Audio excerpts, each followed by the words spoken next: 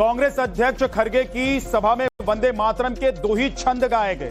गोवा में कांग्रेस के अध्यक्ष खरगे की जनसभा थी और खरगे की मौजूदगी में वंदे मातरम के सिर्फ 2 छंद ही गाए गए। अब देखिए कि दिल्ली में जो हुआ, वीडियो सामने आने के बाद उस पर सवाल उठने लग गए थे, तो कांग्रेस ने सफाई दी उस पर। लेकिन इस बार गोवा में खरगे के कार्यक्रम में उनकी सभा में सिर्फ 2 छंद गाए।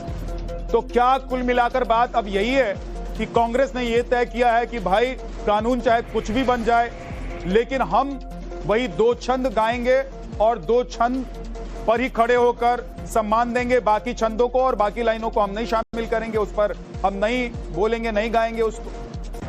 कांग्रेस अध्यक्ष खरगे की सभा में वंदे मातरम के 2 ही छंद गाए गए।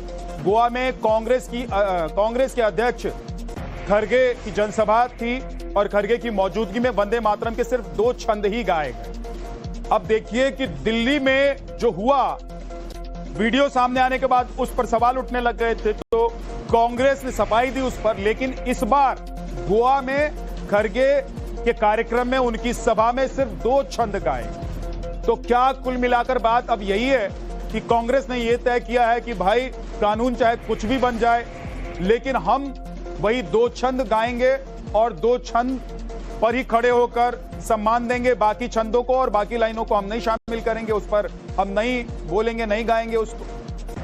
कांग्रेस अध्यक्ष खरगे की सभा में वंदे मातरम के 2 ही छंद गाए गए।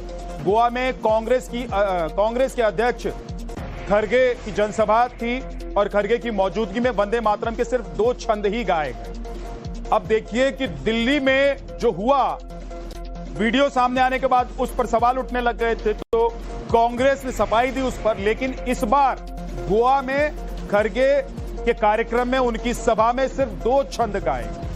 तो क्या कुल मिलाकर बात अब यही है कि कांग्रेस ने यह तय किया है कि भाई कानून चाहे कुछ भी बन जाए, लेकिन हम वही 2 छंद गाएंगे और 2 छंद पर ही खड़े होकर सम्मान देंगे। बाकी छंदों को और बाकी लाइनों को हम नहीं शामिल करेंगे, उस पर हम नहीं बोलेंगे, नहीं गाएंगे उसको।